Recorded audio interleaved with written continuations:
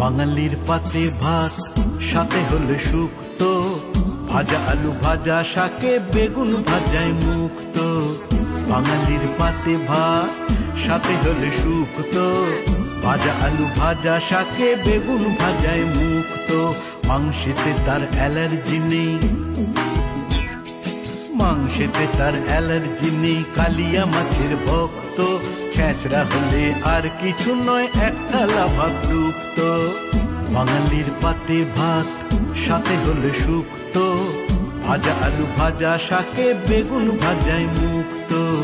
ভাজা আলু ভাজা শাকে বেগুন ভাজায় মুক্তো।